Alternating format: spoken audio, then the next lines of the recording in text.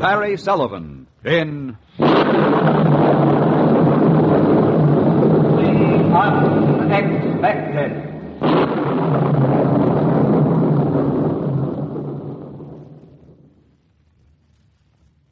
Sure, I was lucky.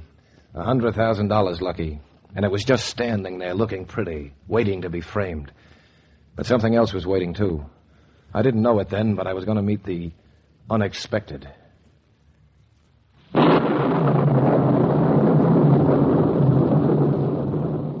The Unexpected, a secret future, a hidden destiny waiting for you. Where? When? Who knows? Tomorrow? Today? An hour from now? Perhaps in just a moment, you too will meet. The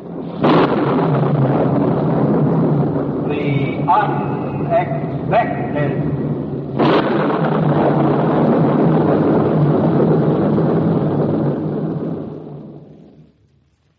Before our story, here is a word from your announcer. And now, the popular motion picture star, Barry Sullivan, in Masterpiece, a drama of the unexpected. It was raining that afternoon. The old buildings of Lower Manhattan were crying. Their tears spattered in drops off the awnings, rushed out in streams from the drain pipes and gutters of the old brownstone houses. I was deep in the village, surrounded by art shops and sidewalk cafes and dingy apartment buildings that long-haired men and short-haired women called studios. I ought to have felt at home there, I guess, but somehow I didn't. Maybe Myra was right. Maybe I wasn't an artist. Yeah, but you can't kill a man's desire to paint unless you kill the man. Got a match? I hadn't even seen her standing there in the corner. She was wearing a man's slicker and a Windsor-knotted tie poked out from the opening in her neck. She was trying awfully hard not to look like a beautiful woman. I reached into my pocket and pulled out a couple of kitchen matches. Here you are. Thanks. You're welcome. Going anywhere in particular? Yeah. Mind if I walk along? What for? Oh, I like company. I don't. So long, and thanks for the light, mister. All right, so she was a character. You get used to that in my business. All artists are nuts. Yeah, but there was something about this one that... Well, I watched her cross the street. She turned into a broken walk that led up to a building marked Cora Frederick's Art Gallery. She pounded up 4 crumbling cement steps that were held together by a rusted iron rail and opened the door. Well, I had sense enough to come in out of the rain.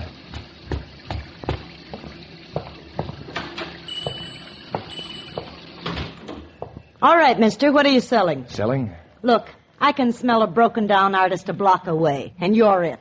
Landscapes? Yeah, a few. And still life. They always paint still life. Well, where are they? I haven't got any with me. Okay, bring them in tomorrow. I'll see what I can do. I started to thank her, but just then a flash of light took a poke at the corners of the dark room. She jumped, but I wasn't watching her.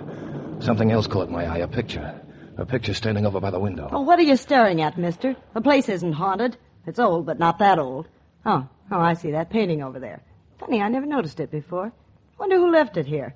I gotta learn to lock that door. They're always right about sneaking the in picture. canvases and then It playing was just a like still life, some fruit in a bowl painted with weird colors and distorted shapes. Nothing anybody would want, nobody with good sense. But when the lightning flashed, I knew that I had to buy that picture, even if it took my last dollar. And it did. Here you are, Cora. $5. Take it or leave it. That's $5 more than it's worth. You ought to know that. You're a painter. Well, then sell it to me for less. You're a painter, but I'm a businesswoman. I'll take the $5. Yeah, sure. Here, I'll put a newspaper around it. Mustn't let a masterpiece get wet. Yeah, thanks. Say, I'd better find out your name. You'll be the first person to own a genuine O'Hara. Juan will want to know who you are. Glenn Clark. I live over on 3rd Street. Well, here you are, Glenn. I'll see you tomorrow. And I hope the stuff you paint is better than the stuff you buy.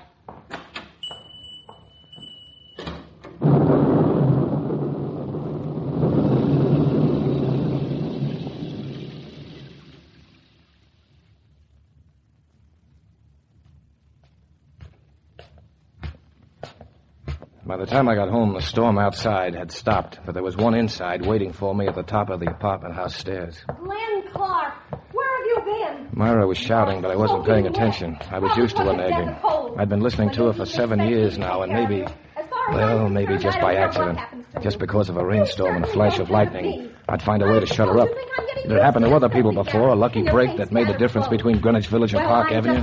Well, heaven knows it's my turn. Now what have you got there? What have you wasted your money on this time? You just shut up for a minute, I'll tell you. Oh, you'll tell me all right. You'll have a good excuse.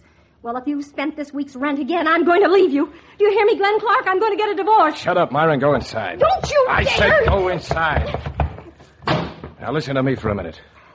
I bought this painting. It took my last $5. You mean that you... Now listen. If I'm right about it, we'll have enough $5 bills to paper this whole room. Here, wait a second now. Just take a look at this. There. Oh, no. Glenn Clark, I always suspected you weren't in your right mind, but I didn't think you'd go as far as this. This monstrosity. Why, it's worse than the stuff you paint. Thanks for the compliment. It's funny, isn't it? Just hilarious that you should spend our last $5 on a horrible-looking still life. Well, go on, Glenn. Why don't you laugh the way you've been laughing at me all along? Don't you see the joke? Well, I'll show it to you. I'll give you something to laugh about. Myra, put down that knife. This is what you brought home for dinner, isn't it, Glenn? Well, let's eat it. I'll cut it up, and we'll have it in sandwiches. With mustard, Glenn! With mustard! Stop it, Myra! Come here, sense! Myra, stop it! I didn't buy this painting because it was pretty. Here, look at it under the lamp. See up there in the corner where the paint's thin? There's another picture painted underneath this one. So what? We've got 60 paintings cluttering up the places in here. Not like the one underneath. This is old canvas, Myra, very old. And the color in that corner, that purple, only one man ever used that purple. And no one has ever been able to mix it since. What are you talking Only about? one man, Myra, Rembrandt. Rembrandt? Yeah. I saw it in the shop when the lightning flashed. I could tell then that the stupid fool who did this still life had painted over a Rembrandt, and he didn't even know it. No one knows it but us. Oh, no. Things like that just don't happen. They happen all the time. Every year someone stumbles across a masterpiece. Well, this year it's our turn. Do you know what a Rembrandt's worth, Myra? Well, At least $100,000. But, Glenn, isn't it ruined? I mean, the other picture on top. No, I'll take it off. And I won't touch the Rembrandt when I do it. There's a special preparation. Look in my coat pocket. I got the paint store to give it to me on credit. Go on, get it, Myra. And I'll show you what a masterpiece really looks like. Wait a minute. Myra. Yes? Take the painting into the bedroom. I don't want anyone to see it. All right, Glenn. I'm coming. Hi. Oh, it's you. What do you want? I thought I'd look at your paintings. Mind if I come in? I don't keep my stuff here. Oh? Anyway, I'm busy right now. All right. Then I'll give it to you straight. I want that picture back. It was a mistake. I shouldn't have sold it to you. Yeah, but you did sell it. And I'll buy it back. It'll cost you more than $5. How much more? Oh, say $100. $100? You didn't let me finish. $100,000. What? Well, everything's going up nowadays. They call it inflation. I call it robbery. That's it, Cora. 100 G's. You don't think I'd really pay anything like that for a silly little painting. Especially when I was can have it watching for her, but nothing. not closely enough. I didn't see the gun until it was pointing at my stomach. Now, get that picture, Glenn. And no arguments. Yeah. Well, I guess my price has come down. They call that deflation. Yeah, Get sure. the picture. Sure. It's right in. Oh, why, you dirty rotten... Drop it or I'll break your wrist. Drop it. Let go. Let go of that gun. Now, do I call the cops or do you leave? She left. I watched her clatter down the stairway. Then I closed the door. Well, my hunch had been right. The painting was real and valuable. Little girl art dealers don't run around with guns chasing after $5 still lives. I went into the bedroom, laid the picture on the floor, and started in with a rag, some fluid, and a prayer.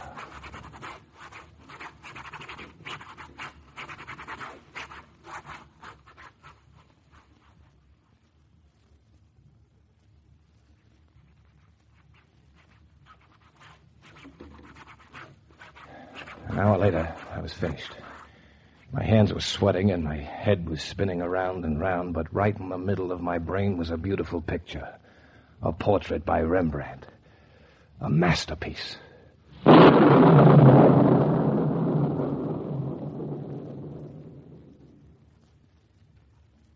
You think the story is over, don't you? But wait. Fate takes a hand. Wait. for The unexpected.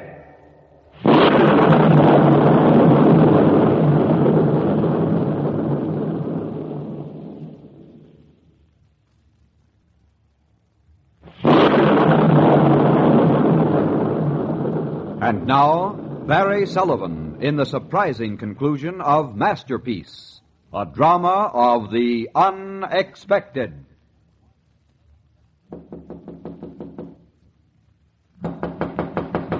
Who is it? Me, Cora. Haven't you had enough? I want to make a deal. All right. I've got your gun. Come on in. You still got the painting. I want it. I'll pay. The price hasn't changed. 100,000?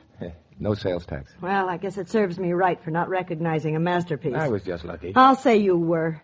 Right after you bought it, my partner came in. He'd left it in the shop, intending to hide it for... You mean it's hot? My partner isn't always too particular where he buys his art. Well, let's have it. The money first. Sure. You'll have to take a check. How do I know it's good? You can call the bank. My partner has a large account. All right, just make it out to cash, and don't forget any of the zeros. Don't worry, I won't. Well, here it is. I didn't tell you. I cleaned it up. Cleaned it up? What are you talking about? The picture. What are you trying to pull? That's just a copy of a Rembrandt. Where's the Gauguin painting? Gauguin? But I thought... It was painted over. Oh, you stupid fool! Gauguin couldn't afford new canvas. He took the stuff students had used when they copied the old masters. Then he painted over them. Do you know what you've done? You've destroyed a masterpiece.